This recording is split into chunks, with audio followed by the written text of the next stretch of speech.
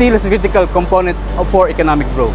Commercial skyscrapers, new residential apartments, and what would you do for your brand new house? Home appliances.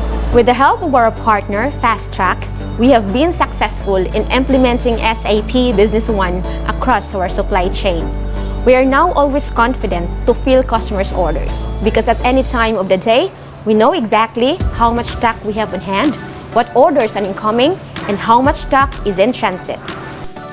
And with real-time analytics, we have insights to demands and trends. This means zero delays across the entire supply chain. Uninterrupted supply equals to uninterrupted growth. Buildings are constructed on time, car manufacturers are able to fill orders, and consumers can get their hands on the stuff they want.